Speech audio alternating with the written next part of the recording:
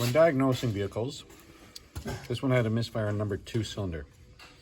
We took the number 2 coil, moved it to number 6.